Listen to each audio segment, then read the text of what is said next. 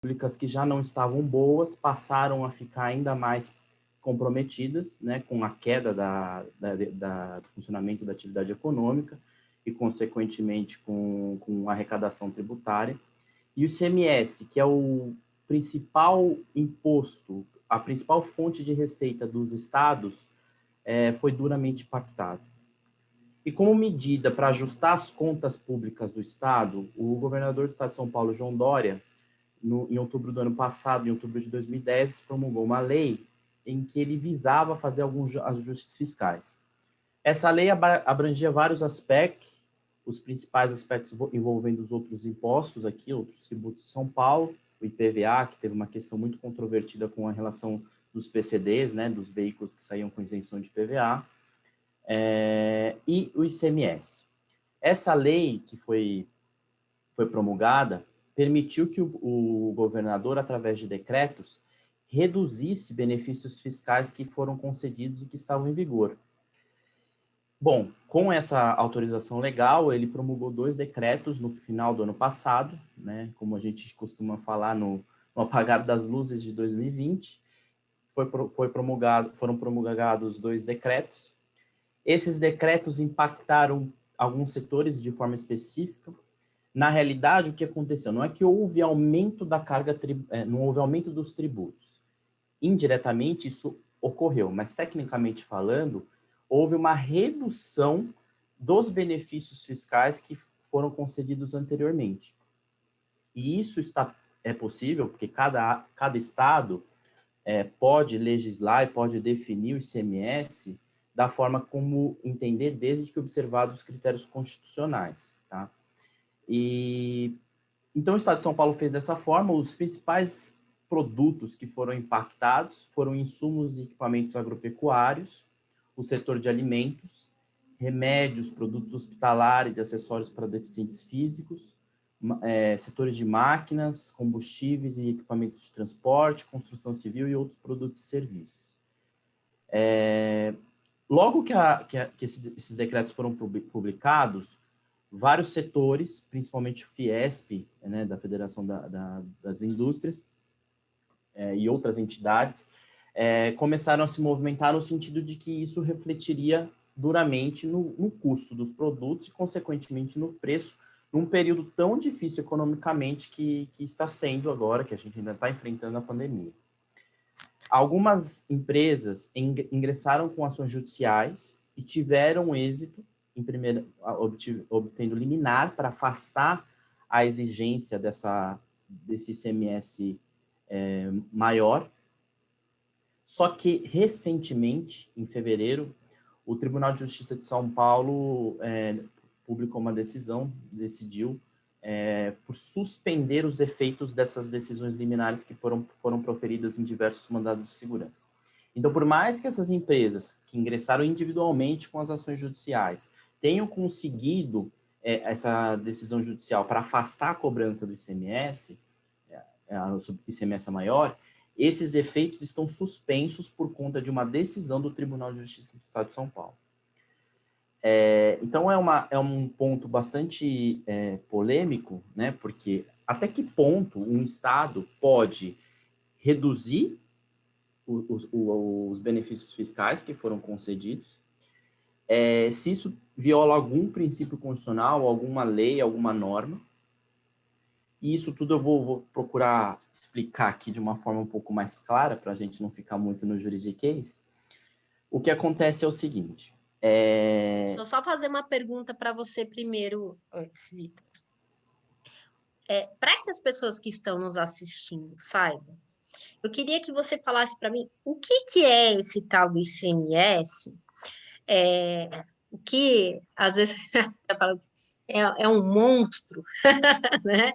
O que é esse tal do ICMS e no que ele incide, né? Então, aonde é que, como é que a gente sente, como é que o consumidor sente o ICMS no bolso? Tá. Bom, o ICMS é um imposto de competência estadual, ou seja, quem tem competência para instituir, para cobrar o ICMS são os estados e o Distrito Federal, tá? Isso foi é concedido através, essa competência foi delegada pela Constituição Federal, tá? E sendo um imposto de competência estadual, ele tem o fato gerador, a hipótese de incidência. O imposto ICMS incide sobre operações de circulação de mercadorias. Então, todo contribuinte, toda pessoa que promover circulação de mercadoria, ele está sujeito ao recolhimento do ICMS. O que é circulação de mercadoria? Circulação mercantil. Se eu promovo a venda de um produto, eu sou um comerciante, por exemplo, de lápis, e eu faço a venda desse lápis, ao fazer a venda do lápis, eu tenho que recolher ICMS. E por que ele impacta tanto no preço? Porque o ICMS é um imposto que ele compõe a sua própria base de cálculo. O valor do ICMS, ele compõe a própria base que vai servir de cálculo para o cálculo do ICMS. Por isso que ele impacta indiretamente, diretamente no preço dos produtos. Nos outros países, ele é conhecido como IVA, né, que é o imposto sobre consumo.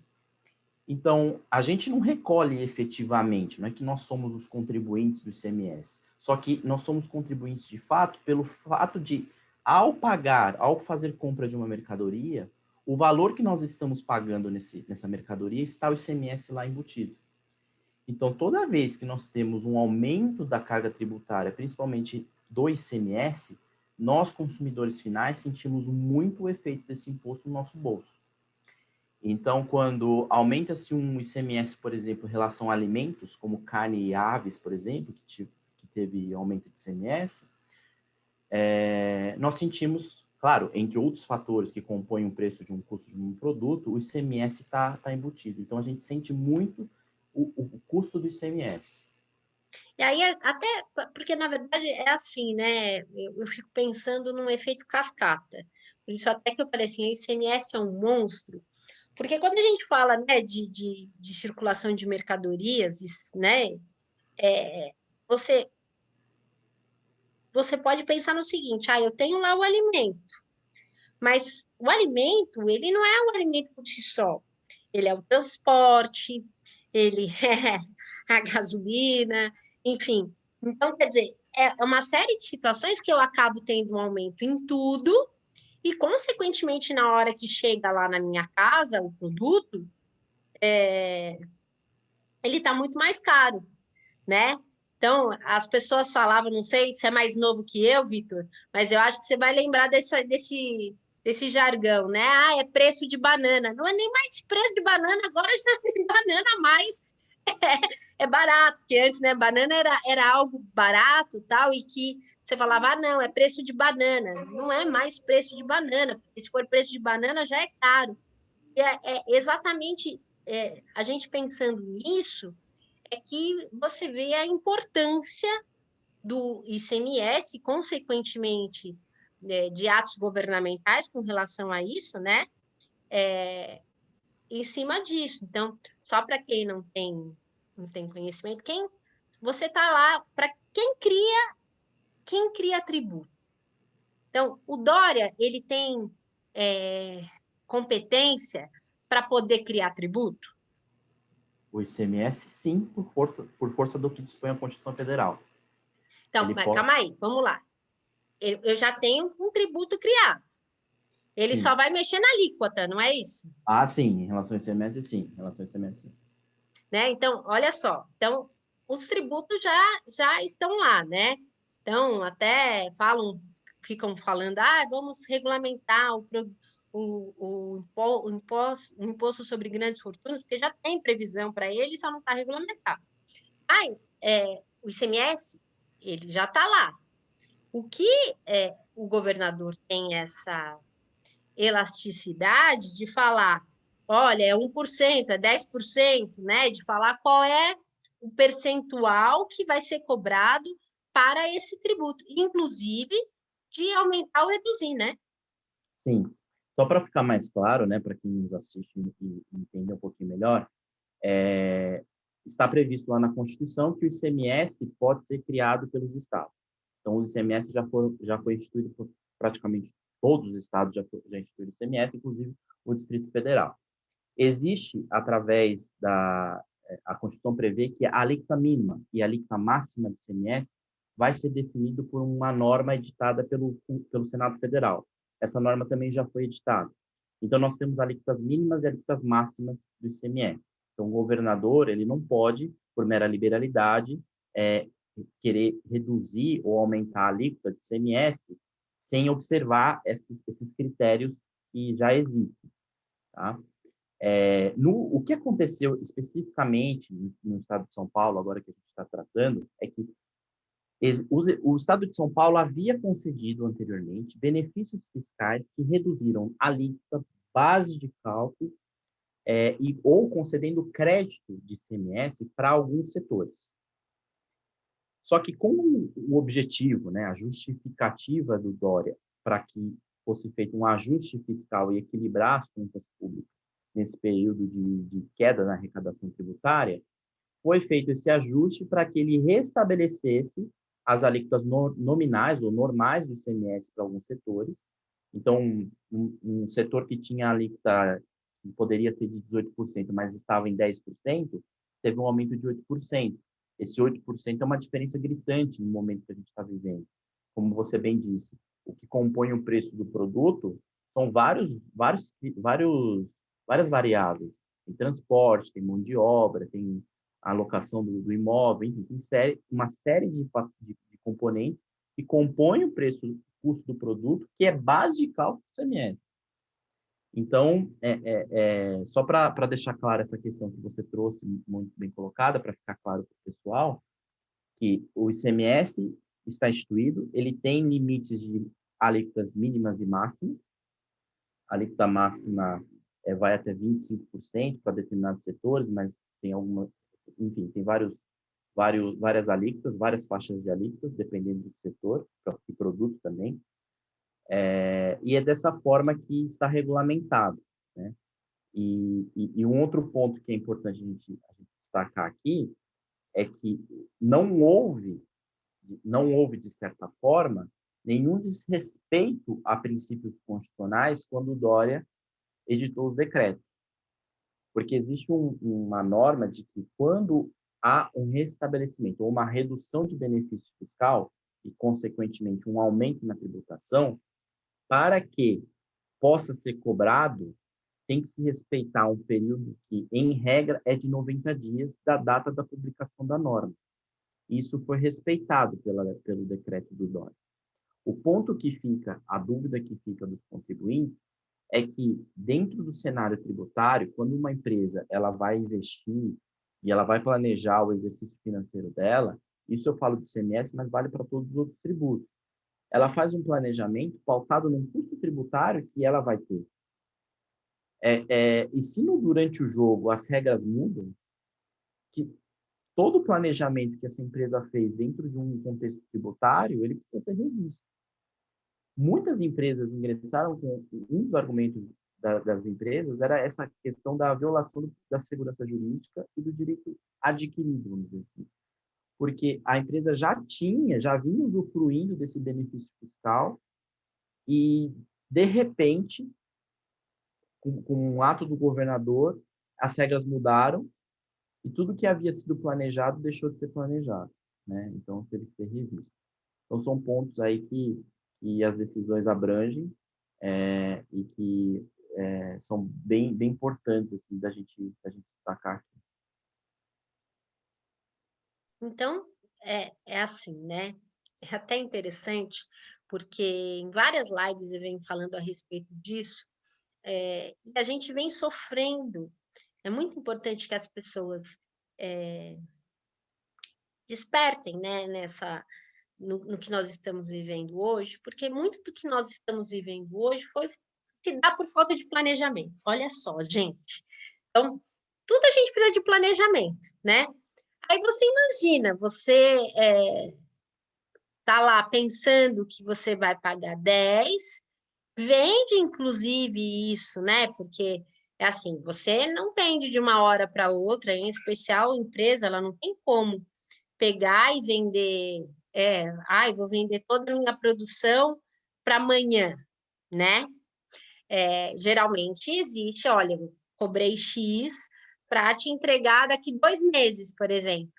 Só que nesse meio tempo, quando aumenta, quando tem essa variação aí, né? Daqui 2 meses, ela já pode estar tendo muito prejuízo se há um aumento muito grande, né? Então, é até interessante, viu, Vitor? Tem uma grande amiga que ela trabalha na parte de comércio exterior, e essas flutuações que a gente tem, né? Em especial quando a gente está falando de comércio exterior e tal, e agora mais ainda, né? Parece que tá pior, né? Uhum. Vem impactando as empresas de transporte, né? Porque, imagina, você vai contratar, né? Você vai contratar para poder transportar, né? Se você trabalha com um preço fixo, você está perdido, você quebra. E é exatamente isso que o Vitor está falando, que assim, essa ausência de planejamento pode fazer com que a empresa quebre, ou, ou pior, assim. Então, é algo que não havia previsão, né, para você falar. Quando você faz um planejamento, gente, é assim, você tem que ter uma elasticidade, né? Então, porque pode acontecer variantes aí, imprevistos, enfim, né? E é muito interessante isso para quando a gente fala isso também para o pequeno empresário, né? Às vezes você fala, não, não, pequeno empresário. Então, o pequeno empresário, a gente vem acompanhando isso, eu fico imaginando o pequeno empresário que trabalha com bens perecíveis nessa coisa de abre, fecha, abre, fecha, abre, fecha. Que loucura, né? Então, se você, mesmo sendo um pequeno empresário, você faz lá um planejamento pensando no custo, e de um dia para a noite aquilo aumenta, realmente isso acaba criando instabilidade, né, ou falta de estabilidade no negócio, né? Essa é o grande questionamento dos empresários, não é isso, Vitor? Exatamente, exatamente. O nosso sistema tributário, né, Thaís, ele já de longe é conhecido por essas questões polêmicas, né? Primeiro que nós temos uma carga tributária que, comparado com outros países, ela não é tão alta assim, mas é uma carga tributária alta. E as obrigações tributárias que existem para os contribuintes são enormes, né? O grande desafio dos contribuintes, dos empresários, de uma maneira geral, é conseguir cumprir com as obrigações tributárias e não só o recolhimento em si do tributo, mas as declarações, como declarar, como informar o fisco, né? De uns tempos para cá, o fisco federal, estadual e municipal está passando por um processo de estruturação e informatização bastante intensa, e todas as fiscalizações estão sendo feitas de forma muito mais rápida e ágil, e isso impacta diretamente nessa questão de planejamento que você está dizendo, porque não adianta hoje você querer planejar um negócio sem pensar na questão tributária. Não tem como, não existe. O nosso sistema tributário é bastante complexo, tem normas a todo instante, essa constante insegurança jurídica que nós vivemos, porque hoje tem um ato que reduz um tributo, amanhã tem outro ato que aumenta, e assim nós estamos vivendo essa gangorra tributária, né? E aqui eu aproveito até para trazer um pouco de questionamento e mesmo de reflexão para as pessoas, para que a gente preste atenção, né, nesses movimentos que estão acontecendo, do ponto de vista político, o que está acontecendo no Congresso, está sendo pautada a reforma tributária, sobre os aspectos que serão da nova estrutura tributária brasileira, né? Para que a gente veja para que caminho que a gente está seguindo, né? Porque essas decisões que o Congresso tomar vão impactar diretamente no sistema tributário e na questão do planejamento do empresariado, né? Será que realmente tudo que está sendo proposto vai realmente beneficiar o empresariado ou não? Na verdade, a gente não sabe. Existem várias propostas em tramitações. A gente não sabe muito bem para que caminho nós vamos, mas essa questão do ICMS, que é talvez o imposto hoje de maior polêmica, porque cada estado procura legislar de uma forma, e a tão conhecida guerra fiscal, né, que existe, que os estados começam a conceder benefícios fiscais de forma bastante feroz, assim, no sentido de atrair investimentos para o seu estado, isso também precisa ser pensado, né, dentro de um planejamento para as empresas. Então, tudo isso que você falou é bastante importante mesmo.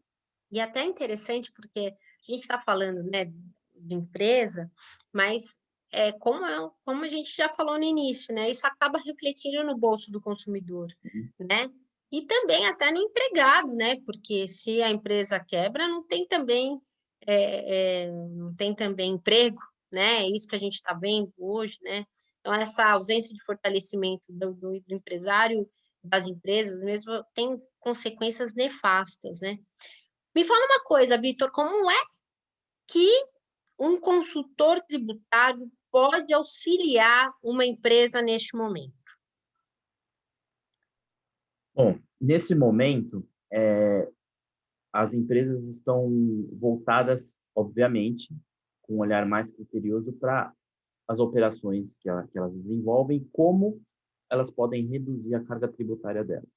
E também como é possível recuperar eventuais créditos que essa empresa possui. Tá? Do ponto de vista do planejamento tributário, para rever a operação, para desenhar novos modelos de negócio, para que a carga tributária possa ser diminuída, isso varia de operação para operação, de empresa em empresa, mas é um papel bastante importante do consultor tributário, porque ele consegue, através do modelo de negócio da empresa, identificar oportunidades. Por exemplo, em relação ao ICMS, muitas empresas elas não vendem só dentro de um estado, vendem para outros estados. E, às vezes, tem empresa que importa mercadorias. Qual estado que é mais vantagem do ponto de vista do desembaraço aduaneiro, do ponto de vista do ICMS, do IPI, enfim, dos outros tributos que incidem na importação? Qual estado é mais interessante para que a empresa promova o desembaraço? Existem estados que, do ponto de vista do ICMS, concedem benefícios fiscais. Então, dependendo do setor da empresa, vale mais a pena, talvez, ela desembaraçar em Vitória, talvez em Santa Catarina. Enfim, tem vários desenhos aí. A questão também de como que ela vai promover a industrialização. Ela vai industrializar o produto? Não, ela vai fazer uma industrialização por encomenda. Se for uma prestadora de serviço, como que ela vai se estruturar? Ela vai sediar no município que tem uma alíquota do ISS menor em relação a outro município? Todos esses formatos, essas variáveis de um modelo de negócio são avaliados por um consultor jurídico, de modo a permitir que ela identifique a melhor carga tributária para ela e para a empresa, obviamente, auxiliando nessa economia tributária. E existe também o outro lado, que está muito em alta agora neste momento, que é a procura por oportunidades tributárias no sentido de reconhecimento de crédito tributário. Muitas empresas, dentro da própria apuração dos tributos dela, mensal, ela acumula crédito. Talvez exatamente pelo modelo de negócio da empresa, ela acumula crédito. E esse crédito fica escriturado no balanço dela, só que não tem liquidez, vamos dizer assim, ela não consegue aproveitar esse crédito. E o trabalho de um consultor também é identificar oportunidades de modo a viabilizar essa utilização de crédito. Pode ser que ela possa compensar esse crédito dentro da própria operação dela. Dependendo da situação, pode ser que ela possa pedir a restituição administrativa desse crédito ou ingressar com uma medida judicial e através de precatório, né, que a gente sabe que não é o recomendável devido à demora, mas é o meio judicial possível, através de precatório, você ser ressarcido desse crédito tributário que tenha sido reconhecido. Eu acho que o primeiro passo ainda é saber se tem crédito tributário, né? Porque é até interessante, porque muitas das empresas possuem créditos e não sabem que tem créditos, né?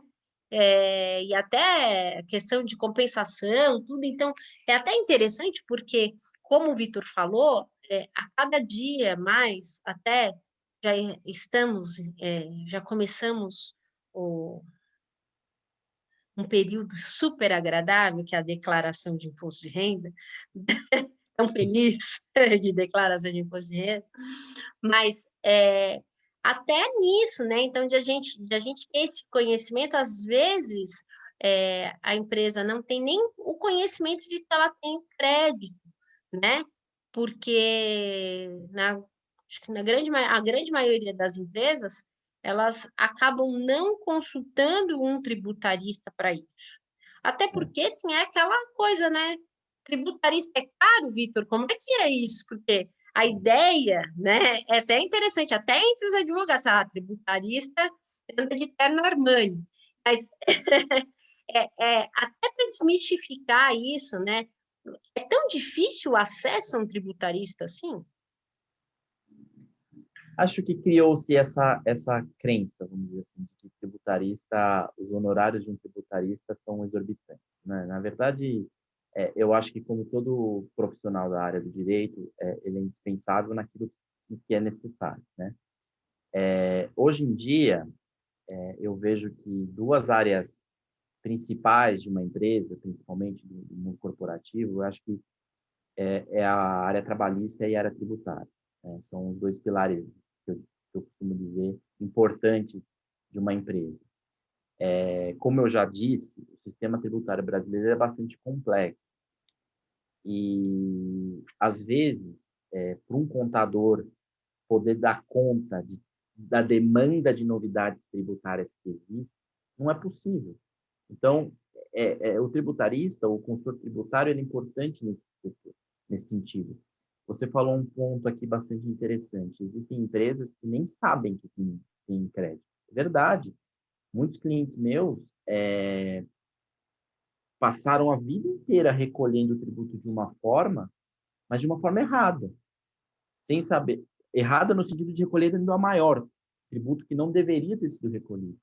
Quando você analisa a operação e identifica, você vê uma oportunidade que ela não precisa, então, daqui para frente, ela vai ter uma economia, ela vai deixar de pagar aquele tributo maior e ainda ela vai poder se recuperar do valor que ela recolheu maior dos últimos 5 anos. Então, esse olhar mais certeiro e mais preciso do tributarista, ele é necessário para identificar essas oportunidades tributárias. E sobre a questão dos honorários, eu acho que essa questão é bastante relativa. Não é difícil ter acesso a um tributarista. Eu acho que existe ainda um preconceito no sentido de, é muito caro, então não vou procurar. Mas, puxando sardinha para a minha brasa, eu acredito que sim, é muito importante, porque, mais uma vez, o contador a pessoa que cuida da contabilidade e do cumprimento das milhares de obrigações tributárias que ele tem, ele não consegue acompanhar um ritmo alucinante que é. Porque ele sempre está com prazo. O contador sempre tem um prazo. Ele começa a vida da empresa dele, ele tem um prazo, todo mês ele tem que entregar a DCTF. Depois começa a partir de abril, ele tem que entregar a antiga declaração de imposto de renda, que agora é ECF. E aí ele tem um prazo para fechar. Então, sempre ele está tendo prazo e a legislação sempre mudando. E aí, para acompanhar o sistema uniformizado, o SPED da Receita Federal agora, tem que se atualizar, tem que conseguir cumprir, o sistema não funciona. Recentemente, nós tivemos a questão do e-social, que é o cadastramento de todos os seus funcionários, prestadores de serviço, que você faz o pagamento, você tem que ter uma base de dados vinculada à Receita Federal, e que estava tendo um escalonamento de empresas que eram obrigadas, mas o sistema não estava funcionando, os contadores desesperados tentando cumprir, e aí geram-se multas por descumprimento de obrigação. Então, assim, não dá para jogar só nas costas do contador a responsabilidade pelo cumprimento e depois a responsabilidade pelo descumprimento, porque realmente as regras tributárias são bastante insanas, de certa forma. É até interessante, né, essa questão, porque a gente sabe, né, que muitas das empresas acabam se socorrendo exclusivamente do computador, e às vezes não é da competência do contador, né? É até interessante isso, porque às vezes se exige do contador um conhecimento que não é do cabedal dele, né? Cada um no seu quadrado, isso é bem importante. Agora, me vem uma pergunta, Vitor. Quem acompanha as minhas lives sabe que eu não combino nada, e aqui está o Vitor que não me deixa mentir. Fala uma coisa, Vitor. Quem é optante pelo Simples? Paga ICMS? Paga ICMS. Paga ICMS. O Simples Nacional, que de Simples só tem o nome, é um regime unificado, né, em que o contribuinte que é optante do Simples Nacional, ele recolhe todos os tributos de forma unificada. Então, se o contribuinte é um comerciante de produtos, ele recolhe o ICMS, mas dentro de uma alíquota única. Dependendo da faixa de faturamento das empresas, existe um percentual a ser aplicado sobre a receita bruta. E esse percentual, parte dele corresponde ao ICMS. O que eu quero dizer é o seguinte: quem não é optante do Simples, fez a venda de uma mercadoria, sobre essa venda paga ICMS. Agora, quem é optante do Simples Nacional, ele não recolhe o ICMS sobre o valor que está na nota fiscal. Ele recolhe o ICMS sobre o total do faturamento que a empresa oferece em determinado mês. E aí ele recolhe o ICMS, PIS, COFINS, IPI, se for o caso, o imposto de renda e a contribuição social sobre o lucro líquido também. O que acontece é que, em 2018, houve uma mudança na legislação do Simples Nacional e o limite, que antes era de 3 milhões e 600, passou para 4 milhões e 800. As empresas que faturam até 3 milhões e 600 recolhem o ICMS dentro dessa sistemática. Só que as empresas que passaram a faturar mais que 3 milhões e 600 no ano, o ICMS ele passou a ser apurado de forma destacada, passou a ser apurado de forma normal, como se a pessoa não tivesse no Simples Nacional. Nossa, Então, eles agora, criaram... olha, fundiu a minha cabeça aí, agora. Eles criaram uma ferramenta para complicar ainda mais. Então, quem é no Simples, recolhe de forma unificada. Mas quem fatura acima de 3 milhões e 600 e até 4.800, vai recolher o ICMS dentro da apuração normal. Então, vai fazer a apuração do ICMS normal. Obviamente, o que tem acontecido? Muitas empresas que estavam no Simples Nacional e passaram a ter esse valor de faturamento, começaram a revisar o seu planejamento tributário no sentido de, será que vale a pena eu permanecer no Simples Nacional? Primeiro pela, vamos dizer assim, ginástica tributária que tem que ser feita para apurar o ICMS, que dá trabalho, né? É melhor você ter uma contabilidade normal, uma apuração normal de tributos, do que você ter um Simples e o ICMS normal. E o que acontece, além disso? Às vezes, dependendo de como for, o percentual aplicável para o faturamento da empresa, ele é mais caro que ela apurar em outro regime tributário, por exemplo, o lucro presumido ou o lucro real. Então, o Simples, que era para ser simples, de nada tem Simples. E até interessante porque, olha só, gente, eu tenho certeza que muitas das empresas vão recolhendo pelo Simples e nem sabem que de repente está deixando um déficit para trás aí, porque deveria recolher ICMS e não recolhe, né? Então, é claro, é uma faixa aí, né, de faturamento, mas é importante, porque às vezes a pessoa fala, não, eu sou cliente pelo Simples, e só vou recolher o Simples. E às vezes até o Simples que a gente acha que compensa, não compensa, é isso, Vitor? Exatamente. Muitas vezes não compensa. Dependendo, a pessoa começa a atingir um determinado faturamento, já é hora de rever o planejamento tributário.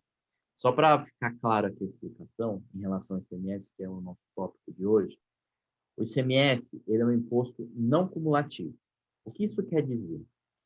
Que o que foi pago na operação anterior, eu posso me creditar e debitar e compensar com o que eu for pagar. Então, eu vou tentar ser claro aqui.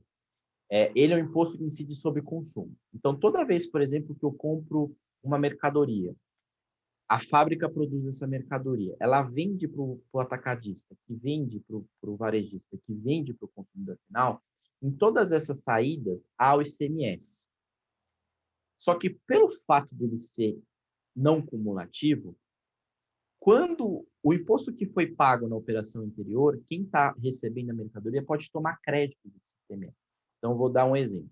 Vamos supor que eu sou um varejista, eu vendo para o varejo, eu vendo para o consumidor final. Mas eu comprei da fábrica. E a fábrica, no produto que eu comprei, recolheu R$ 50 de ICMS. Eu, Vitor, sou o varejista, eu vou vender para o consumidor final. Eu tomo esse crédito de R$ 50.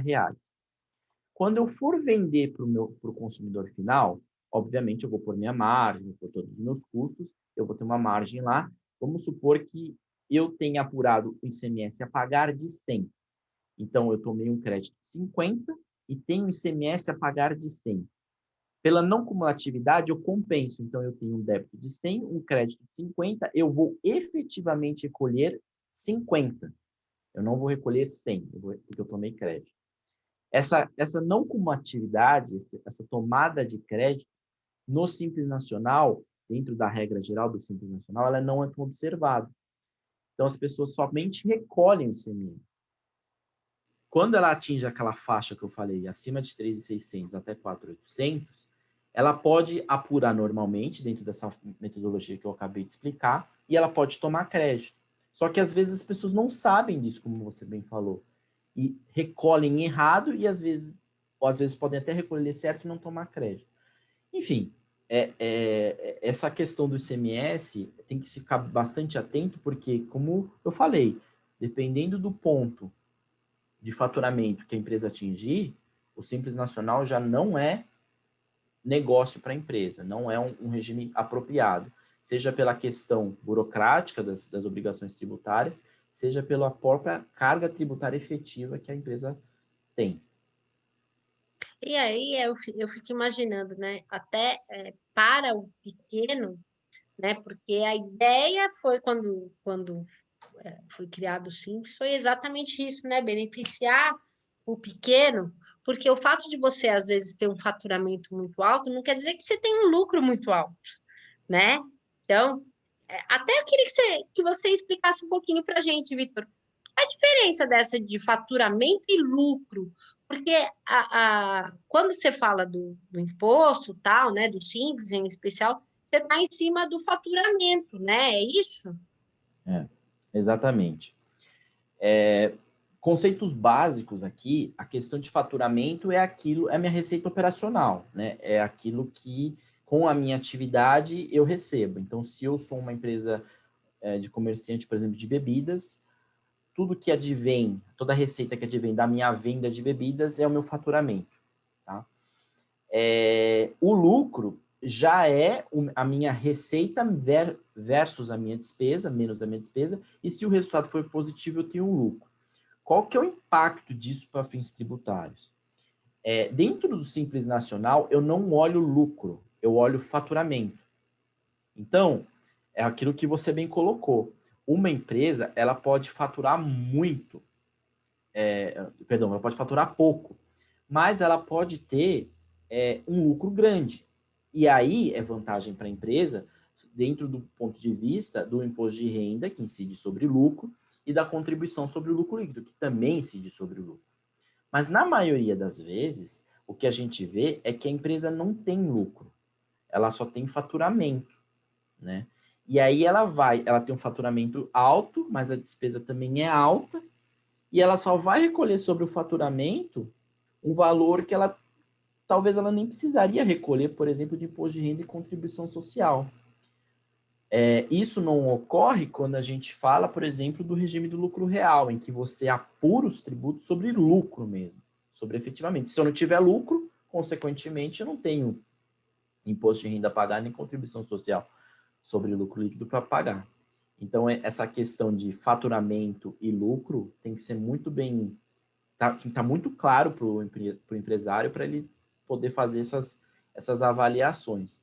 Mais uma vez, aqui eu faço a ressalva de que o contador, em determinados momentos, aí entra o papel do consultor tributário, porque o contador ele vai cumprindo as obrigações tributárias, ele vai recolhendo os tributos na medida em que as necessidades forem surgindo, e ele tem uma demanda.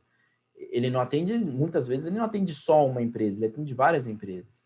E aí é muito comum que os microempreendedores, os pequenos empresários, me liguem falando assim, meu contador avisou que a gente vai estourar o limite de faturamento, o que eu faço?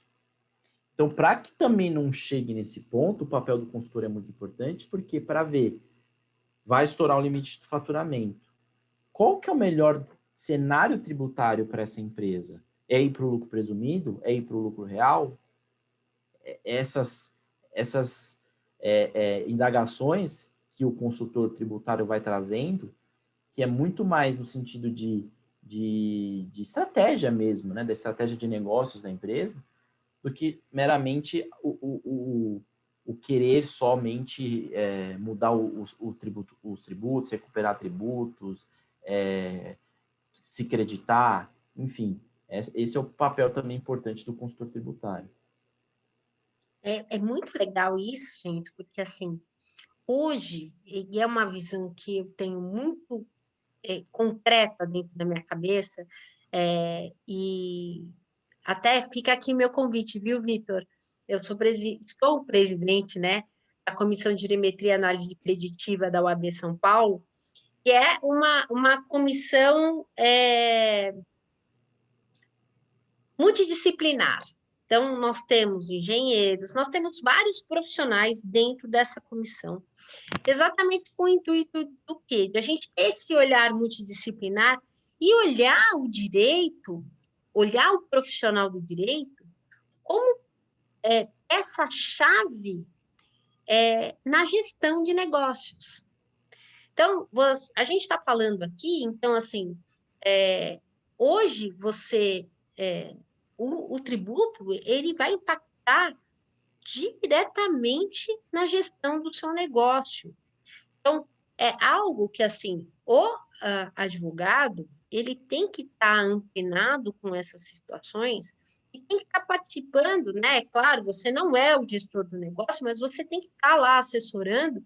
Por quê? Porque, às vezes, uma decisão relacionada à gestão vai ter um impacto tão grande que pode levar tudo aquilo, todo aquele planejamento que a empresa fez por água abaixo. E eu acho mais que isso ainda, também até por uma questão da pessoa física. Eu lembro, Vitor, eu dava aula com uma professora muito querida, a Sônia, e ela, como ela dava aula em mais de uma instituição, ela decidiu que ela não ia mais dar aula inclusive na instituição que lecionava junto com ela, né? Por quê? Porque o que ela trabalhava nessa instituição, o imposto de renda comia. Ou seja, ela trabalhava, olha que loucura, gente, né? Ela falou assim, tá, eu fui fazer cálculo e olha que ela é penalista, hein? Eu falei, penalista fazendo cálculo? O que é isso? Só sabe fazer cálculo de pena, né? E olha lá, se trabalha na execução, né? Mas ela falou assim, eu parei para ver o que eu estava pagando de imposto, e aí eu vi que as horas que eu dou aula aqui, eu estou pagando de imposto. Se eu não der aula aqui, eu não vou pagar. Quer dizer, olha que loucura, né? Então, quer dizer, ela falou, eu estou pagando para trabalhar, né? Até nisso, olha, pessoa física, gente, né? Até nessa situação de você fazer cálculo, eu acho que isso é algo cada vez mais importante na nossa vida, para a gente poder saber direcionar até para uma questão de sucesso, de você direcionar para uma questão de você ter um equilíbrio. A gente está vendo que, assim, muitas das pessoas, e a gente sabe, infelizmente, né, que nosso país ele é de grandes extremos, né, que a gente tem pessoas muito ricas e pessoas muito pobres, e que boa parte da população não tem condições de ter algo guardadinho, nem que seja lá na poupança, para poder passar por maus apuros, como a gente está vendo agora, né? A gente sabe que é realmente muito difícil, mas até para isso, né? Então, até para essa situação de você poder falar assim, poxa, há imprevistos na nossa vida, há imprevistos na vida da empresa, há imprevistos na vida da pessoa física, e esse ponto que o Victor falou é muito importante. E, assim, é algum sinal de alerta, gente. Eu falo muito para a área jurídica, né? Eu sei que quem mais me assiste é a área jurídica. E eu acho que é um grande sinal de alerta de que, quando a gente está falando da advocacia contemporânea, qual é a advocacia, tanto fala de advocacia 4.0, 5.0, 1000, né? Eu acho que, assim, mais do que qualquer coisa, é essa visão que o Victor está falando, né? Uma visão com o intuito de falar assim, poxa, isso vale a pena, isso não vale a pena. Ou é hora de reconfigurar. Porque, às vezes, no nosso trajeto, na nossa vida, a gente tem que ir por outros caminhos, né? Replanejar, olha, a estrada está fechada. Eu vou parar, vou falar, olha, a estrada fechou? Não, então eu tenho que procurar uma outra estrada, nem que de repente essa estrada ela, né, pode até ter uns buracos no começo, mas ela vai fazer eu chegar lá, né? Então, essa visão que o Vitor está passando para a gente hoje é muito importante, e seja para o profissional do direito, seja para a nossa vida pessoal mesmo, de a gente estar planejando isso, né? E seja também para o empresário, né, Vitor? Que ele é muito importante isso, e pro advogado também, né? Aquela coisa de que o advogado ele só resolve processo já ficou Já para foi. trás, né? Advogado, advogado, ele traz resultados, né? E às vezes não necessariamente o resultado é a resolução de um processo, né? Então, isso eu acho que é muito interessante. E, Vitor, aonde é que a gente pode achar o Vitor? Nas redes sociais? Como é que a gente encontra o Vitor? Vamos imaginar que alguém fala, olha, estou com um probleminha lá de ICMS, estou com um probleminha não, né? A gente já viu que não é muito fácil o negócio, mas estou com um probleminha de ICMS, o governo quer me bitributar, como é que é isso, né? Aonde a gente pode encontrar o Vitor? Bom, eu sou associado do escritório RSM Advogados, então podem me achar através do site do escritório, www.rsn.com.br. Tem a minha página no LinkedIn também, Victor Hugo Toyoda, no LinkedIn podem me achar, e eu também tenho a minha página no Instagram, que é Victor Hugo Toyoda. E aí, só para concluir, só para aproveitar o gancho, Thaís, eu acho muito importante o que você tá me dizendo, e está colocando aqui para todos nós, que hoje o profissional, independente da área, mas em especial no tributário, porque a gente lida muito com empresas e com negócios. Claro que a pessoa física é importante, sim, mas eu trabalho muito com empresas. E dentro do ICMS, o ICMS tem um submundo dentro do próprio ICMS. Então, dependendo do setor da empresa, tem nichos muito específicos, tecnicidades muito específicas. Eu tive um professor, tive aula com um professor que me deu aula de aspecto do ICMS, e ele trabalhava muito com indústria. E ele falava sempre para nós, assim, um advogado tributarista que lida com indireto, lida com ICMS, que não deixe descer, colocar aquele chapéuzinho lá do capacete de chão de fábrica e entender como funciona a dinâmica da empresa, do seu cliente, ele não é um bom tributarista.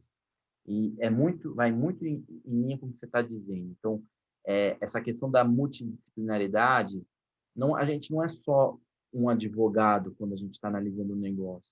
Claro que você não vai ser um engenheiro, você não vai ser não é isso, mas você tem que ter um mínimo de noção para conseguir permear e conseguir oferecer a solução jurídica adequada para o seu cliente. Falando muito de mundo de negócio.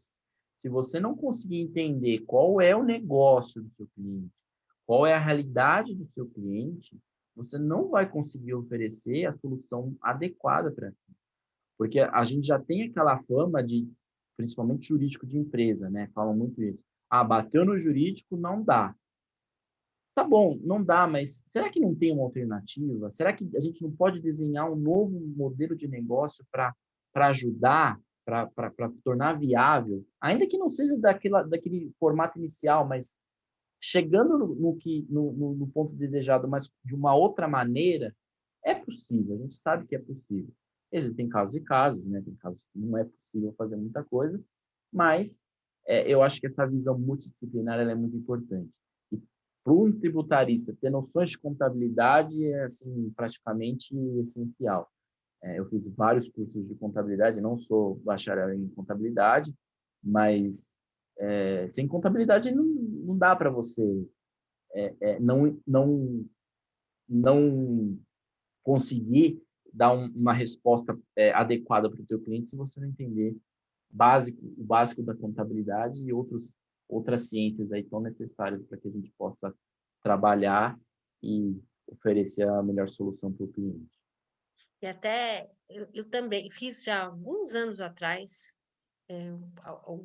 cursos esparsos de contabilidade, com o intuito exatamente de a gente saber o básico, até para saber conversar com o contador também, né, para que a gente possa agir em conjunto, né? Mas essa questão, eu acho, gente, que chegou a hora de as pessoas entenderem que o advogado não é só um bom advogado, não é aquele que vai resolver problema, é aquele que vai evitar problema e é aquele que vai trazer lucro. Então, olha só nessa conversinha, né, que se deixar a gente vai ficar falando aqui a noite inteira, mas a gente viu que, de repente, há possibilidade, até dentro desse planejamento tributário, né, de você recolher menos, ou seja, né, aquilo vai dar um up no seu negócio, né, às vezes até estabilizar por conta, né, desse recolhimento a mais, enfim, que você nem sabe, né, e de você ter crédito, gente, crédito que você não sabe, é geração de lucro, não é?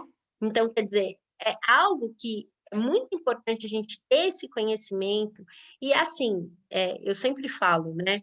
Quem nos dera saber de tudo, né? Acho que só Deus mesmo sabe de tudo, né? Às vezes fico até me perguntando se, diante de alguns atos dos seres humanos, que se ele não fica até espantado, né? Mas a gente não consegue saber de tudo. Eu acho que isso que é muito importante, acho que muito importante das nossas lives, exatamente isso, para que a gente possa estar em contato com outras pessoas que têm esse conhecimento, que a gente possa, de fato, se ajudar, né? Então, eu acho que é tudo um todo.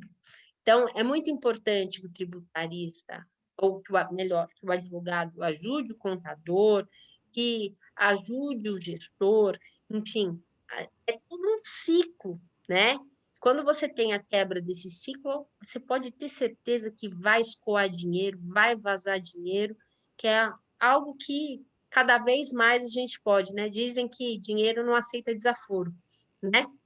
Então, que a gente possa aproveitar esses momentos ruins, às vezes a gente aproveita do problema efetivamente como um sinal de alerta para assim, poxa, é a hora de mudar. E uma das coisas é, às vezes, até fazendo ou refazendo, né? Que às vezes a empresa já tem um planejamento tributário e ela tem que entender também que isso tem que ser feito de forma periódica, né? E às vezes, como eu falei, você tem caminhos, tem trilhos que às vezes aquela estrada fechou, você tem que procurar outra estrada, né? Então, que a gente possa aí procurar novas estradas e novos rumos, né? Então, Vitor, foi ótimo, muito esclarecedor. Para quem não conseguiu estar chegando agora no finalzinho, amanhã, provavelmente, no final da tarde, já vai estar lá no YouTube. Então, na página do ITJ, né, no Instituto Thaís Jurema, vai estar lá o nosso vídeo no YouTube. Amanhã, gente, antes até de eu passar a palavra para o Vitor, nós vamos estar no projeto das mulheres de hoje, então, excepcionalmente, a quarta-feira. Então, esse mês inteiro nós estamos fazendo uma vez por semana, geralmente às quintas-feiras, mas essa semana vai ser na quarta, o projeto Mulheres de Hoje, junto com o deputado Adalberto Freitas. Na quinta-feira, eu vou ter a graça de trazer aqui para a gente a Soninha. Então, a Soninha, ela foi vereadora por muitos anos. Para quem é mais velhinho, ela vai lembrar dela lá na MTV, né? Então, é uma pessoa, é uma mulher de força, de garra, e que vai falar das mulheres na política, que eu acho um tema muito interessante, algo que a gente tem que aprender muito. Vitor, muito, muito obrigada. Eu que agradeço, Thaís. Obrigado, o papo foi muito bom. Estou à disposição. Quem tiver dúvidas, quiser bater um papo mais sobre ICMS, estou à disposição. E você viu, gente, o quanto a gente tem que aprender de ICMS, né? Beijo, gente. Beijo, Vitor. Muito, muito obrigada, viu? Tchau, obrigado a todos.